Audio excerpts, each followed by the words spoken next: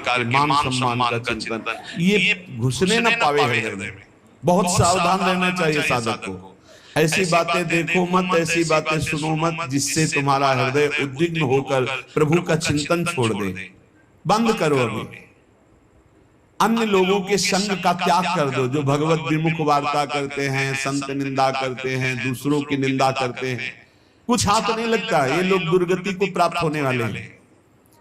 भक्तन निंदा अति बुरी भूल करे जिन कोय, किए सुकृत बहु जन्म के छिन में डाले कोई। पर निंदा के किए ते नहीं आवत नहीं कछुआन, मूर्ख पर्वत पाप को ले चल अपने साथ। तो अलंक श्यापि संगत्या, ऐसा संग मत करो जिनके पास बैठने से भक्त निंदा, जन निंदा, भगवत निंदा हो। ऐसे से दूर रहो, अलम बंद कर दो ऐसे लोगों का संग।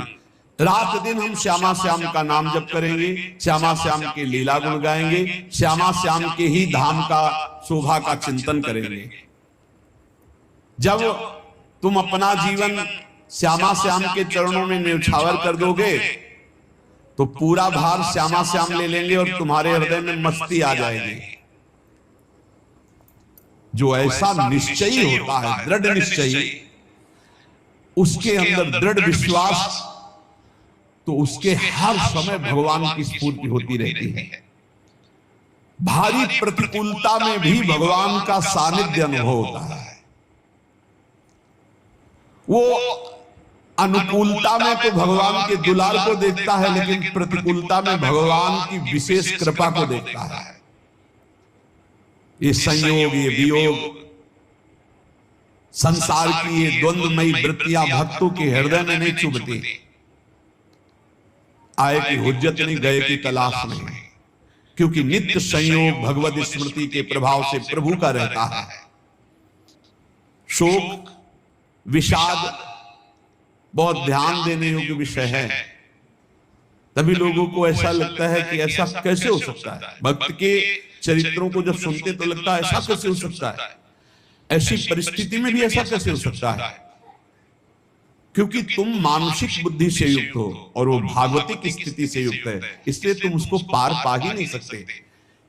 जब तुम अपना जीवन श्यामा श्याम के चरणों में समर्पित कर देते हो हृदय से, फिर उनकी कृपा से सब विघ्न दूर हो जाते, एक अपार मस्ती रहती है।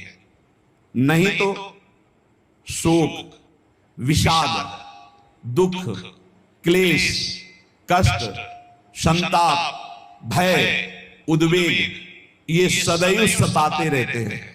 इसी से डिप्रेशन होता है। बार बार नकारात्मक चिंतन, शोक, विषाद, दुख, चिंता, क्लेश, संताप, भय, उद्वेग, यही पूरे मानसिक स्तर को नष्ट कर देते हैं। उत्साहहीन जीवन हो जाता है। बड़े बड़ों को संशय हो जाता है। जब भगवती सती जी को संशय हो गया, राम जी को, हे खग हे मृग हे मधुकर श्रेणी, ऐसा पूछते हुए कि सच्चिदानंद कैसे हो सकते, तो किसी को हो सकता है, क्योंकि वो बुद्धि की अधिष्ठात्री देवी है। जो ही उनके मन में ऐसा आया कि क्या हमारे साथ धोखा हो रहा है, इतने में ही देखा जय हो सावल शाह सेठ की। होगा सावल शाह सेठ, तो देखा बढ़िया मुनीम जी उनके साथ सेठ बस्ता लिए हुए मुनीम जी, सरकार इधर से चलो। तो उनका सावल शाह सेठ आपका नाम, संतों ने कहा। बोले हाँ। बोले नरसिंह जी, हाँ। बोले आपकी हुंडी आ गई है। हुंडी बस शुरू करने की बात है, फिर सपने बोलते हैं क्या करना है। क्या गई हुंडी? एक कागज में लिखा कि ये हमारे सेठ जी को दे देना। वैसे लोग मुझे माखन चोर कहते, कोई कुछ कहता, लेकिन आपने सेठ बना दिया। जब आपने सेठ बना ही दिया तो आप कभी परवाह मत करना था। और ये सेवक आपकी सेवा में सदैव तत्पर है।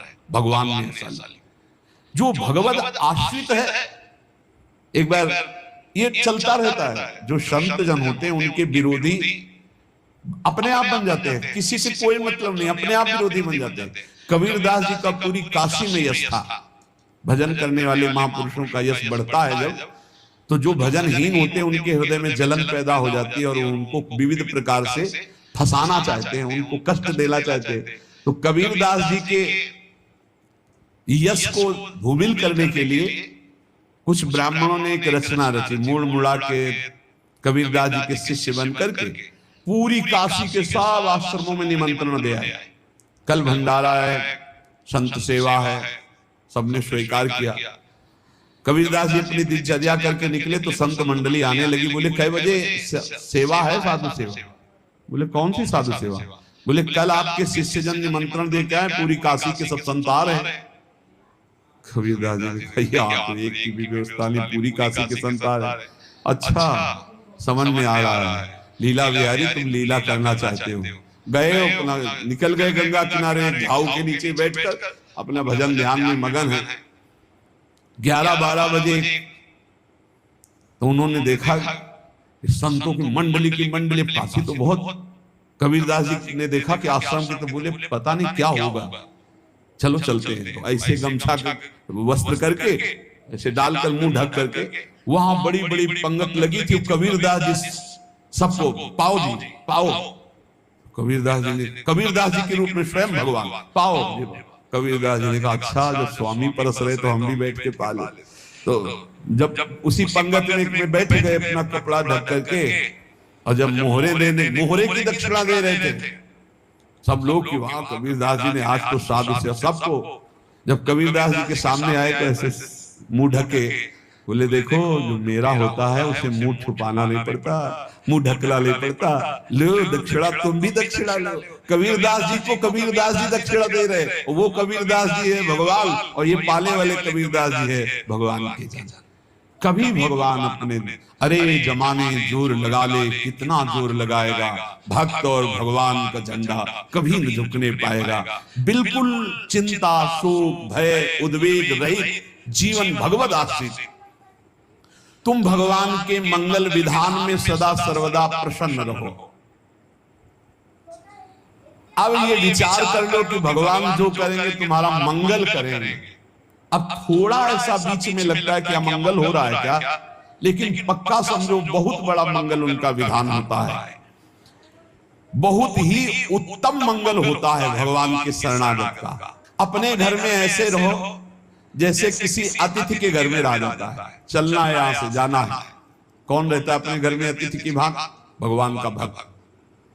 जाना है यहां से, अपनी प्रिया प्रीतम के पास जाना। ये हमारा घर नहीं है, यहाँ तो हम समय व्यतीत कर रहे हैं, अपनी आयु व्यतीत कर रहे हैं भगवत आराधना करते हुए। हमें जाना है प्रिया प्रीतम के पास।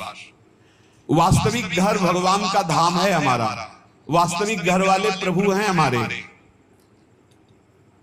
जो नित्य सच्चिदानंद भगवान के चरणों में अपने चित्त को समर्पित करता रहता है।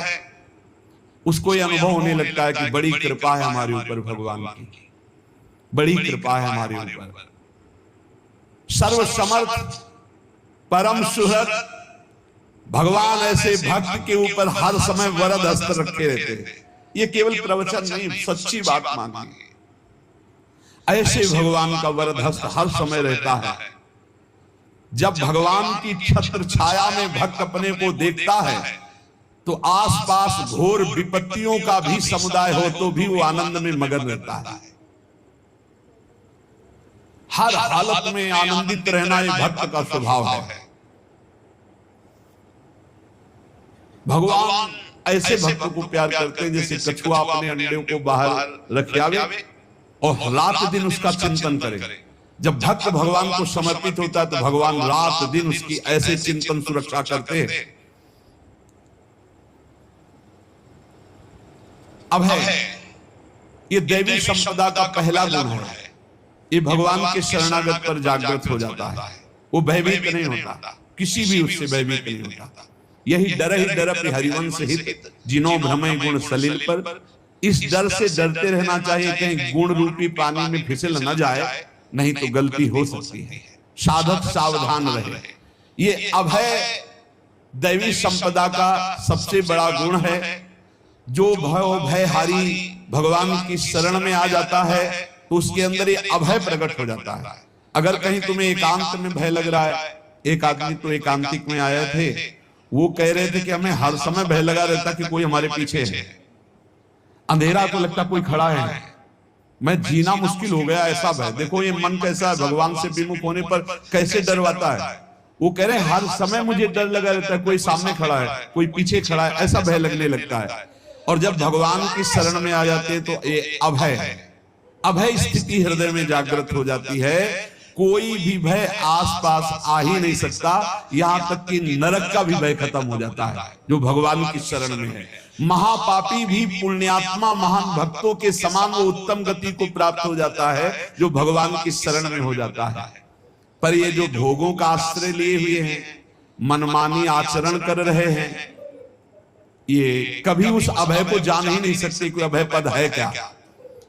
इनको तो कदम कदम पर शोक, भय और दुख की प्राप्ति होगी, कोई बचा नहीं सकता जो भोगों में लगे हैं, मनमानी आचरण कर रहे हैं। अगर निर्भय होना चाहते हो, परम सुखी होना चाहते हो, तो भगवान के शरणागत हो जाओ। सारे जगत को अभय दान देने वाले भगवान हैं। भगवान का एक प्रण है, मम पन शरणागत भयहारी। जो मेरी शरण में आ गया उसके भय का मैं नाश कर देता हूं। जब तुम श्यामा श्याम को समर्पित हो जाते हो तो ये सब प्रवेश भी नहीं करते, एक अपार मस्ती बनी रहती। अब क्या होगा? श्यामा श्याम जो करेंगे वही होगा। श्यामा श्याम पता नहीं कैसा करें, नहीं, वो सदैव मंगल भवन है, वो जो करते महामंगल होता है। ये निश्चय उपासक के हृदय में आ जाना चाहिए। इसलिए अपना सारा मन, सारी बुद्धि, सारा जीवन, प्रत्येक श्वास प्रभु को अर्पण कर दो। फिर देखो तुम निहाल हो जाओगे। दुख, शोक, विषाद, क्लेश, कष्ट, संताप, भय, उद्वेग, ये उसी को व्यापते हैं जिसने अपने जीवन को प्रभु के चरणों में अर्पित नहीं किया।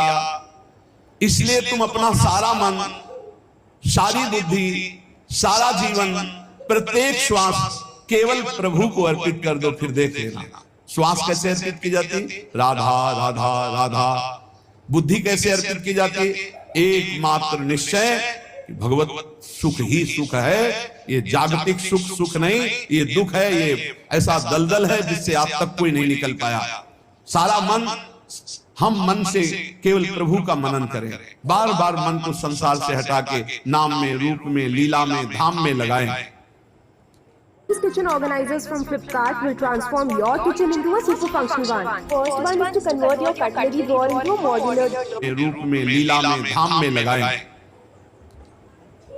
बहुत प्रसन्नता हो जाती है उस उपासक के हृदय में जो अपना मन बुद्धि प्रभु के चरणों में अर्पित कर देता है। भगवान ने तो इसको बहुत उत्तम स्थिति बताया है कि मेरे से कभी वो अलग हो ही नहीं सकता यदि मन बुद्धि अर्पित कर दिया। मय्येव मन आधत्स्व मयि बुद्धिम निवेशय, तो निवेशय मय्येव अत ऊर्ध्वं न संशया।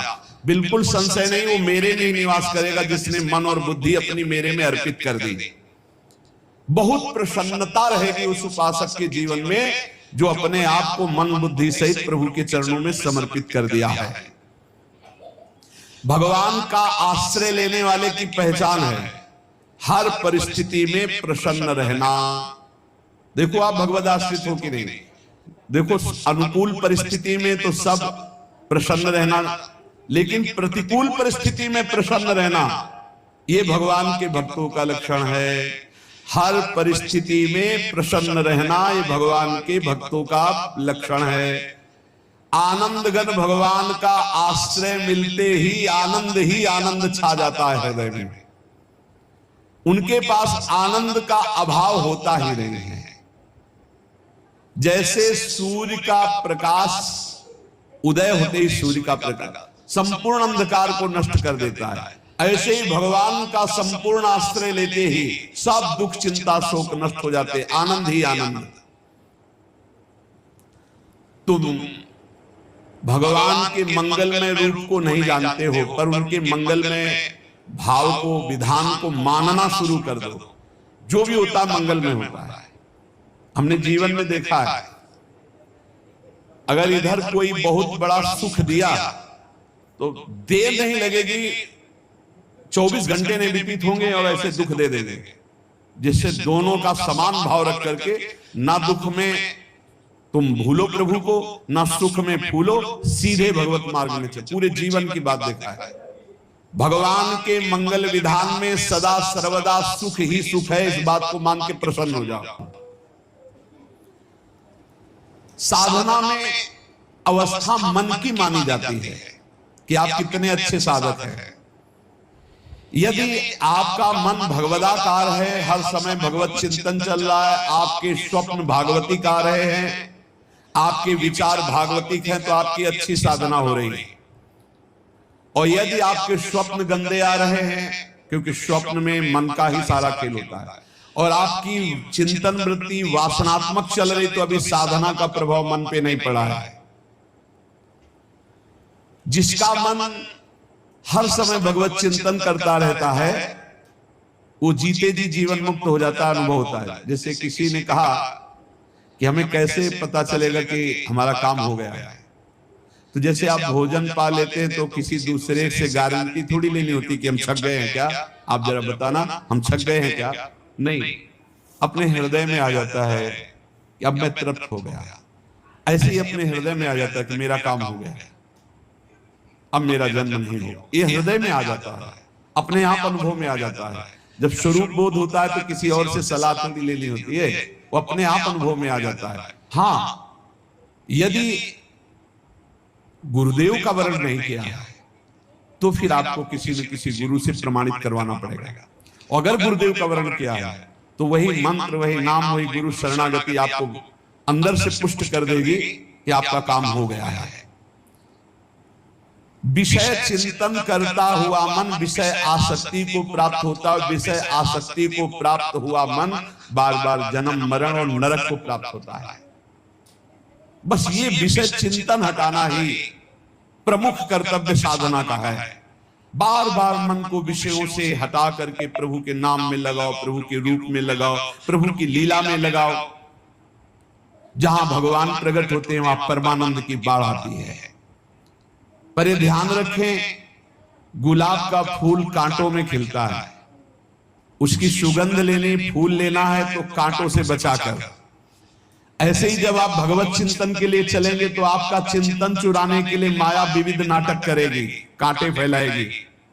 कोई तुम्हारी निंदा करेगा, कोई अपमान करेगा, कोई उपहास करेगा, तुम्हारी अव्यवस्था हो सकती है, तुम्हारी परिस्थिति बहुत भयावह हो सकती है। इन परिस्थितियों में भी भगवत चिंतन का तार ना टूटने पावे तो आगे गुलाब का फूल है। जिसे कांटे से बचाकर गुलाब का फूल लेते हैं और भगवत अर्पित करके सौरभ का सुख लेते हैं, ऐसे ही भगवान के प्रेमानंद का अनुभव करने के लिए संसार के कांटों से बचना होगा। तो सच्ची मानो और कोई बात भगवान सुने ना सुने, ये बात जल्दी सुन लेते हैं।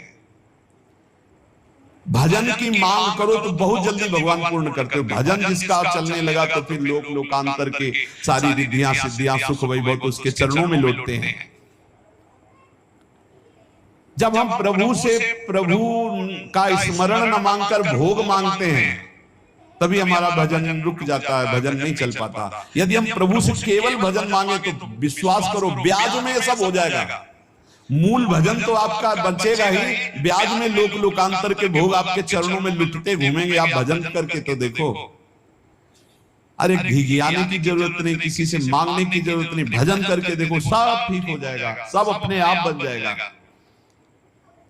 हम बहुत बड़ी भूल कर देते हैं कि थोड़ा भजन करके प्रभु से कुछ सांसारिक वस्तुएं, स्थितियां, परिस्थितियां बदलने की मांग कर लेते हैं, जिससे भजन छूट जाता है। प्रभु की स्मृति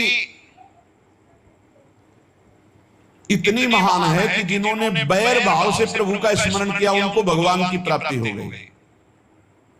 जैसे कंस आदि भगवान से बैर ही तो रखते थे लेकिन भगवान की स्मृति रहते थे, स्मृति ने उनको भगवत प्राप्ति करा दी। स्मृति में महान सुख है, पर वो जब भक्ति रस से युक्त स्मृति होती तब माधुर्य रस, प्रेम रस का अनुभव होता है। कल्याण तो वैर भाव से स्मरण करने वालों को भी प्राप्त हो गया है।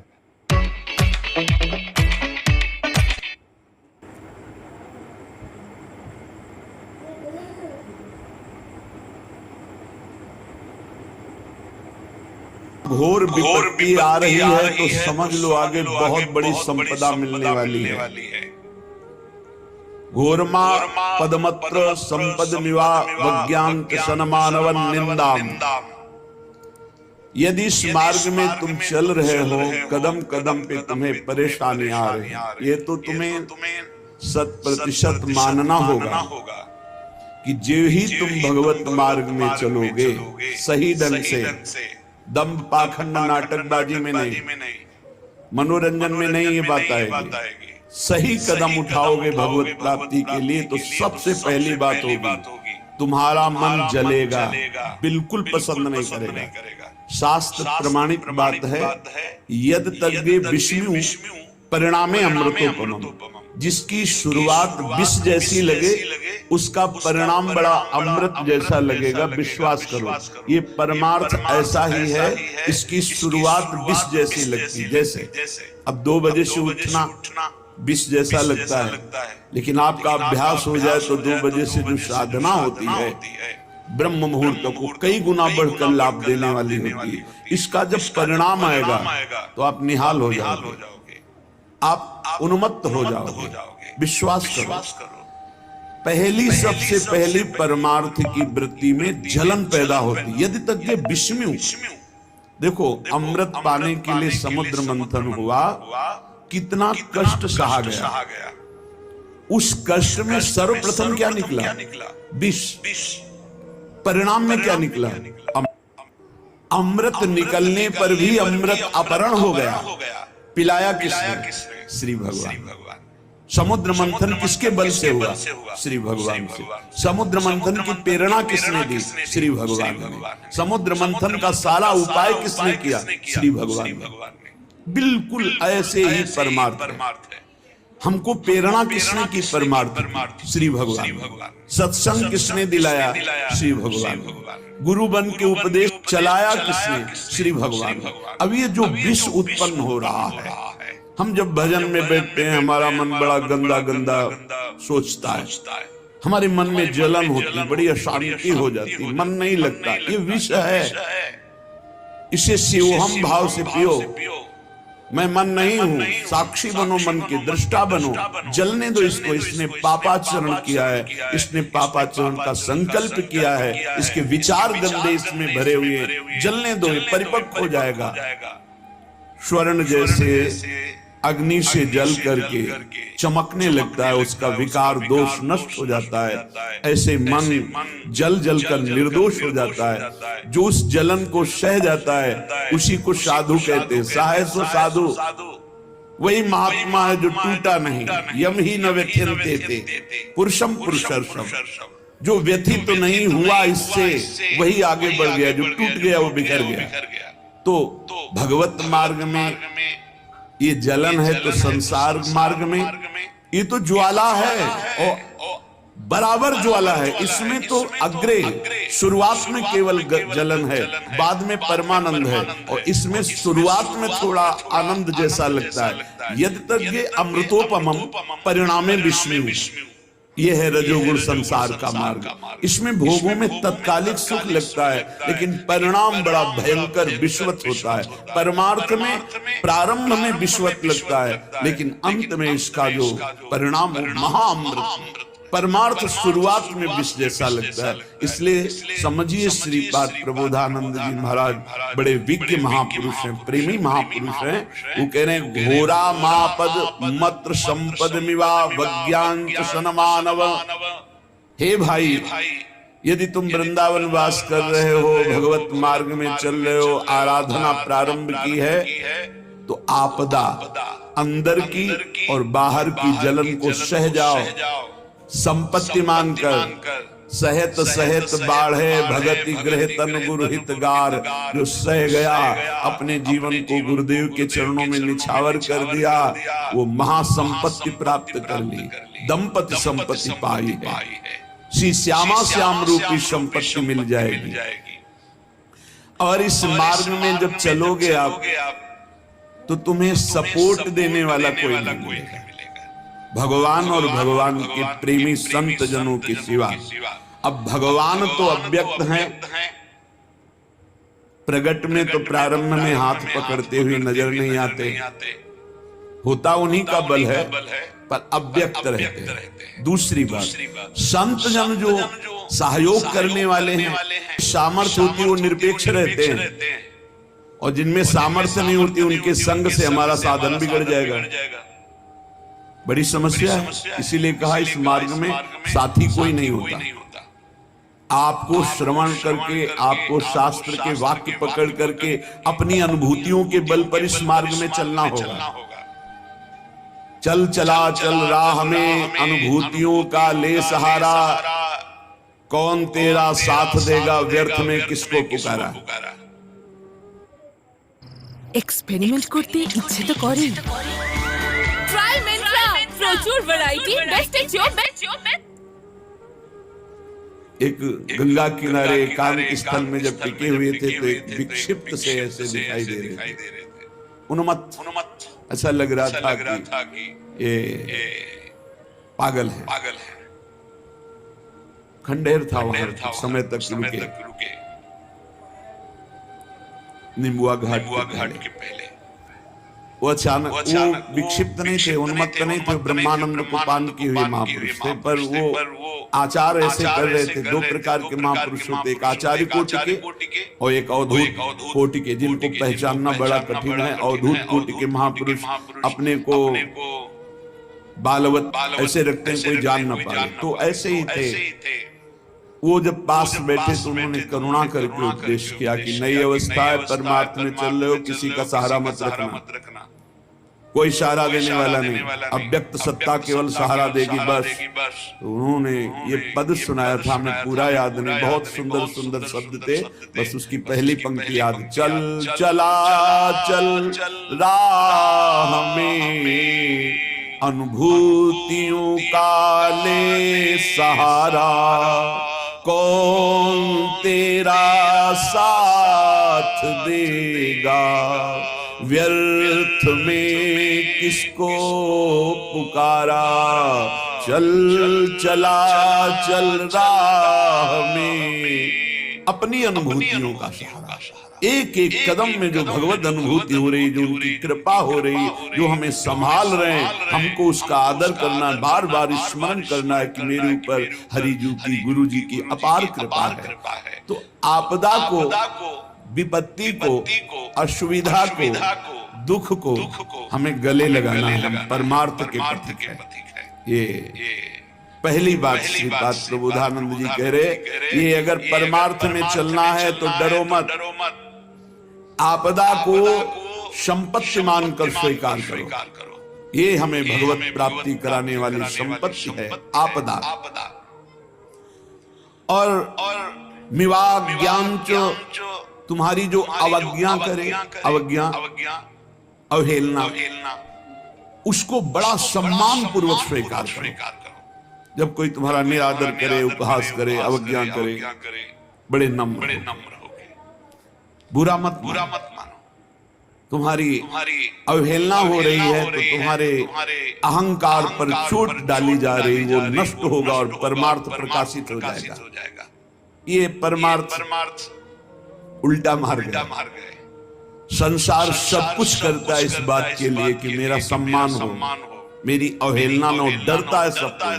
और साधु इस बात की आकांक्षा करता है कि अब देखिए मेरा अपमान होगा तो मेरे हृदय में कितना दोष रह गया है, कितनी जलन होती है, कितनी अशांति होती है। यदि मुस्कुरा के सह गया तो भगवान की बड़ी अपार कृपा, उसने अवज्ञा की, अपमान किया, अवहेलना की, और आप मुस्कुरा के निकल गए। यही तो परमार्थ के पथिक की उन्नति है, यही अध्यात्म की उन्नति है। श्रीपाद कह रहे हैं सन्मानवन निंदाम, वो तुम्हारी निंदा कर रहा, तुम उसका सम्मान कर रहे हो। ये है परमार्थ के पथिक का हृदय। सामने वाला निंदा कर रहा, करत जे अनसहन निंदक तिनहु पे अनुग्रह कियो, और आप उसका सम्मान कर। ये केवल लिखा हुआ नहीं, महापुरुषों के जीवन में देखा गया। किसी मूढ़मती को कुछ रुपए देकर पूज्यपाद सिउड़िया बाबा जी के ऊपर प्रहार करने के लिए राजी किया गया। ईर्ष्या बहुत बड़ा शत्रु है। ये किसी के भी हृदय में स्फूर्ति हो सकती है, मात्सर्यता की, ईर्ष्या की, जिसे भगवत प्राप्ति नहीं हुई, तो प्रायः ये बड़े बड़े साधकों में भी हो जाती है। तो पूज्य बाबा का वृंदावन में जय जयकार मची हुई थी। एक स्टेशन बन गया था कृष्णाश्रम, स्वामी अखंडानंद जी के सामने जो पटरी पड़ी वहीं स्टेशन, मतलब सहज में गाड़ी वहीं रुकती थी। ढेर खूब भक्तजन उतरते, रात दिन कहीं लीला हो रही, कहीं श्रीमद् भागवत हो रही, संतों के प्रवचन हो रहे। 12 महीना बाबा जब यहाँ रहते उत्सव मचा रहता।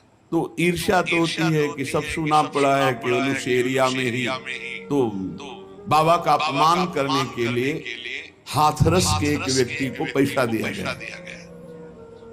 अब संसारिक आदमी जिसको संत महिमा नहीं ज्ञान है तो उसको लगा इतने रुपए, वो तो प्रलोभित हो गया, बस तुम्हें जाना है और सीधे। अब वहां कोई अंगरक्षक नहीं, वहां कोई अस्त्र शस्त्रधारी नहीं, संतों के तो गिरधारी ही अंगरक्षक हैं और लीला बिहारी हैं। करियर और बिजनेस में सफलता पाने के लिए राजस्थान के प्रसिद्ध श्याम मंदिर में चढ़ाएं मोरपंख चूरमा का चढ़ावा, श्री मंदिर चढ़ावा सेवा के साथ। ऐसे ही बाबा शांत मुद्रा में बैठे हैं, भगवत चर्चा दूसरे कर रहे हैं। वो प्रणाम की मुद्रा में गया, एकदम चाकू निकाला, ऐसे मारा नाक में बाबा की, इतनी लग पाई। पार्श में जो पंखा कर रहे थे वो समले पकड़ा, फिर भी चावल। देखो अवज्ञा और अपमान करने वाले के प्रति महापुरुष की कैसी भावना है। बाबा तत्काल होश में आए। एक आदमी ने इससे नाक बंद की क्योंकि खून निकल रहा था। बाबा ने पहले उस आदमी कोई नहीं बोलेगा, उसको पकड़ के गुफा में ले गए। नीचे है जो दर्शन किए होंगे, बहुत सुंदर परमाणु है वहां ब्रह्मबोध के, क्योंकि जब बैठे तो अनुभव हुआ। बाबा ने वहां जाकर के बैठ कर गरम दूध लाओ इसको, जबकि उसने प्रहार किया। देखो प्रहार करने वाले के प्रति महापुरुषों का कैसा स्वभाव और बर्ताव, तनिक भी क्रोधित नहीं। दूध पिलाया मीठा का भैया ऐसी क्या त्रुटि हुई कि आपको प्रहार करना पड़ा? हमसे कोई त्रुटि हो गई क्या? आपके प्रति कोई अपराध बन गया क्या? रो पड़ा बाबा, पैसे के लोग ने ऐसा किया। नाम मत बताना किसने तुम्हें दिया, क्योंकि शिष्य जनों में द्रोह फैल जाएगा। तो बाबा ने तुरंत कहा नाम मत बताना जिसको तुमने मतलब पैसे देके तुम्हें जिसने प्रेरित किया। भैया तुम कभी अब दोबारा ऐसा कार्य मत करना। और अपने शिष्यों से कहा पैसा लो, और मेरी शपथ है इसे डांटना भी नहीं, सुरक्षित जाके हाथरस की गाड़ी में बैठा लो, और जब ये चला जाए तब वापस लौट गया। करत जे अनसहन निंदक तीनों पे अनुग्रह कियो। ये भगवत मार्ग है, इसलिए यदि भगवत प्राप्ति करना है तो श्रीपाद कह रहे हैं संपद मिवा वज्ञांच शन मानवत निंदाम संस्तुतवत। अवज्ञा अपमान और निंदा को सम्मान और स्तुति के समान मानकर सह जाओ। सखी निरिपुण्य स्वम महामूर्तिवत। यदि तुम्हारे प्रति कोई बहुत प्यार का व्यवहार करता है, देखो उल्टा है मार्ग, तुम्हें बहुत प्यार करता है तो तुम्हारे भौं चढ़ जानी चाहिए। क्या है? क्यों बार बार देख रहे हो? क्या है? जब हम कह रहे भजन करो जा, क्यों बात कर रहे हो? वो प्यार कर रहा है, सखी नहीं हुआ, वो सख्य भाव, वो मित्रता, वो प्यार कर रहा है। आपकी उदासीनता और आपका दर्शन ऐसा होना रिपुन नहीं, उल्टा। आपकी निंदा कर रहा है, अवज्ञा कर रहा है, अपमान कर, आप उसे दुलार कर रहे हैं, आप उसका सम्मान कर रहे हैं। आपको जो प्यार कर रहा है आप उससे तिरछी चितवन से देख रहे हैं, आप कठोर शब्दों से बोल रहे हैं। परमार्थ का विषय कैसे कोई सह पाएगा इस बात को? हमारा अपमान करे उसे हम प्यार से देखें, हमें जो प्यार से देखे हम उसे कठोरता से बरताओ। बोले यही परमार्थ की। क्यों? फंस जाओगे। जो गाली दे रहा है उसे फंसोगे नहीं, जो तुम्हें अपना बनाने की कोशिश कर रहा है उसमें फंस जाओगे। ये जन्म जन्म का फंसाओ काटने के लिए हम आए हैं, सबको भगवत भाव से। कोई ऐसा नहीं होना चाहिए एकांत में जिसका हमारा चिंतन बने। एकांत में चिंतन केवल प्रभु का। गुरुजनों के द्वारा, महापुरुषों के द्वारा जो प्रियजन है उनसे उनका रुक्ष व्यवहार होता है, क्योंकि निरपेक्ष होते हैं, तभी काम बनता है। जो तुमसे प्रियता करे, अब ये संसार का सूत्र नहीं, अध्यात्म का सूत्र है। संसार का सूत्र है कि वो एक मृदु वचन बोले, तुम 5 मृदु वचन बोलो, संसार का सूत्र अलग। और यहां है कि वो 5 गाली दे, तुम मृदु वचन बोलो, और वो मृदु वचन बोले तो तुम रुक्ष भाव करके चल रहे। वो साष्टांग प्रणाम कर रहे, तुम देख ही नहीं रहे, वो गाली दे रहे पाखंडी, तुम मुस्कुरा के प्रणाम कर रहे। ये मार्ग कैसे परमार्थ का मार्ग, बहुत बहुत ही ये तभी तो कहा जाता है भगवत प्राप्ति अत्यंत कठिन है। पर कुछ नहीं, लक्ष्य बन जाए तो कुछ नहीं, लक्ष्य बन जाए तो सब कुछ सहेंगे। और कह रहे स्वम महामूर्तिवत, अस्वस्थ अवस्था में अपने को महामूर्तिवत, कुछ नहीं, कहीं कोई कष्ट नहीं। बिल्कुल हमारी बात मान ली, अरे बहुत कष्ट है, बिल्कुल अनुभव होगा कष्ट है, कोई कष्ट नहीं। बस उस समय सोच लो क्या प्रियाजू के नाम में, प्रियाजू के चरणों में स्थिति, नाशवान, मरना है, भोगना है, राधा, बस अब करते रहो। जब तक इसकी स्वीकृति रखी जाती है तब तक अपमान चुभता है, निंदा चुभती है। इसी की स्वीकृति को नष्ट करने के लिए ये उल्टा पद्धति बताई गई। संसार की पद्धति में मान प्रिय है, अपने को जो प्यार करे, अपने की जो स्तुति करे, अपने जो अनुकूल चले, वाह। परमार्थ में ऐसा नहीं होता। जो अनुकूल चले निरपेक्ष, जो सम्मान करे उससे निरपेक्ष उदासीन, जो अपमान करे प्रतिकूल व्यवहार करे नम्र व्यवहार। ऐसे संसार से ये बिल्कुल उल्टा मार्ग है। श्रीपाद कह रहे अस्वस्थ अवस्था में मूर्तिवत, जैसे मूर्ति में कुछ करो कोई फर्क पड़ेगा, ऐसे मूर्तिवत, और मूर्तिवत ही नहीं कहा, महामूर्तिवत। जड़ है, भोगे अपना, भोगना है।